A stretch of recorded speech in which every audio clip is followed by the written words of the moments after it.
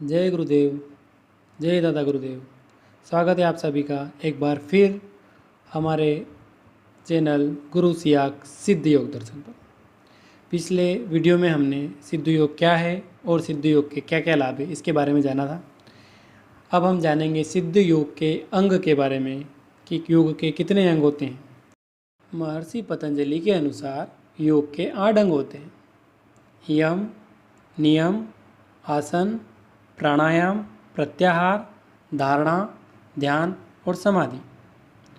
और अब यम की बात करते हैं तो यम के अंदर 5 अंग होते हैं। अहिंसा, सत्य, अस्तेय, ब्रह्मचर्य और अपरिग्रह। अहिंसा का मतलब होता है किसी प्राणी मात्र को प्रत्यक्ष या अप्रत्यक्ष रूप से कष्ट नहीं पहुंचाना।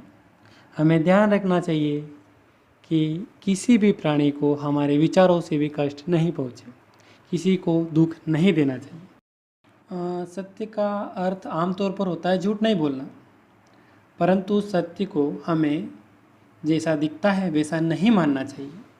जैसे कि रस्सी को देखकर सांप समझना, ये सत्य नहीं है।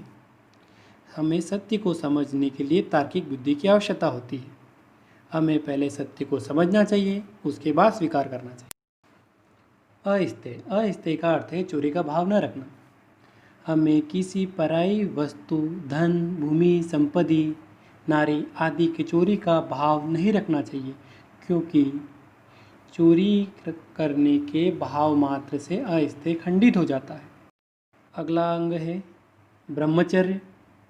ब्रह्मचर्य का सामान्य अर्थ है गुप्त इंद्रियों पर संयम रखना, अर्थात ब्रह्म की चर्या करना, ब्रह्म की तरह आचरण करना, स्वयं को संयमित रखना।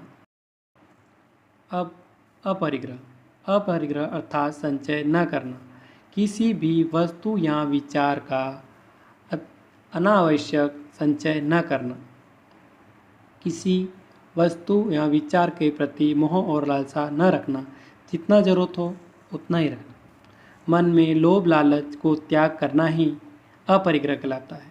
जो आपको 5 नियम बताए गए हैं ये यम कहलाते हैं और यह योग साधना का पहला चरण है और बिना इसके योग साधना संभव नहीं। परंतु हम गुरु सियाक के द्वारा जो सिद्ध योग का अभ्यास करवाते हैं उनमें किसी भी प्रकार का नियम पालन करने की आवश्यकता नहीं है।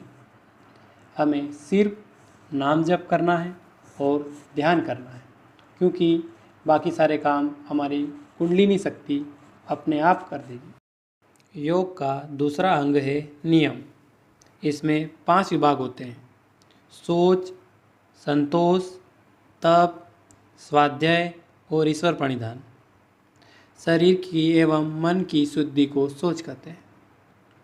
स्नान एवं सात्विक भोजन से शरीर शुद्ध होता है। विद्या, ज्ञान, सत्संग, धर्म आदि से मन की शुद्धि होती है और मन की शुद्धि शरीर की शुद्धि से ज़्यादा आवश्यक है। यम का दूसरा विभाग है संतोष। अपनी योग्यता एवं सामर्थ्य के अनुसार प्राप्त फल में प्रसन्न रहना संतोष कहलाता है। जो व्यक्ति संतोष का पालन करता है उसको जो सुख मिलता है वह संसार के सुखों से कई गुना बड़ा होता है। यम का तीसरा विभाग है तप। जीवन के लक्ष्य को पूरा करने के लिए हानि, लाभ, दुख, सुख, भूख, प्यास, सर्दी, गर्मी, मान, अपमान को सहना ही तप है। आज हम भौतिक सुख सुविधाओं में इस तरह जकड़ चुके हैं कि हमें उनको त्यागना बहुत ही कठिन है। भौतिक वस्तुओं की जैसे एक लत सी लग गई है, जैसे मोबाइल, इलेक्ट्रॉनिक डिवाइस के हम बहुत ज़्यादा आदी हो चुके हैं। चौथा विभाग है स्वाध्याय। भौतिक विद्या एवं आध्यात्मिक विद्याओं का अध्ययन करना स्वाध्याय कहलाता है। दोनों में समय करना अति आवश्यक है। स्वाध्याय का अर्थ है स्वयं को अध्ययन करना। अर्थ सद्गुरु श्री रामलाल जी सियाक के सिद्ध योग द्वारा ही हम शरीर रूपी ग्रंथ को पढ़ सकते हैं और यही स्वाध्याय है। पांचवा विभाग है ईश्वर प्रणिधान। ईश्वर प्रणिधान अर्थात ईश्वर के प्रति अडिग विश्वास एवं पूर्ण समर्पण। ईश्वर की आज्ञाओं का पालन करना। हम जिसे भी सर्वश्रेष्ठ मानते हैं उनकी आज्ञाओं का पालन करना। ये तो थे कुछ योग के अंग, यम और नियम। हमें योग के लिए इनका पालन करना अति आवश्यक है, लेकिन सिद्ध योग में इन चीज़ों का पालन करने की कोई ज़रूरत नहीं है। हमें सिर्फ मंत्र जाप करना है और ध्यान करना है। बाकी सारे कार्य कुंडलिनी शक्ति अपने आप करवाती है। सिद्ध योग की अधिक जानकारी के लिए आप YouTube पर गुरु सियाग मंत्र टाइप करें या दी गई वेबसाइट पर सर्च करें या दिए गए नंबर पर कॉल भी कर सकते हैं।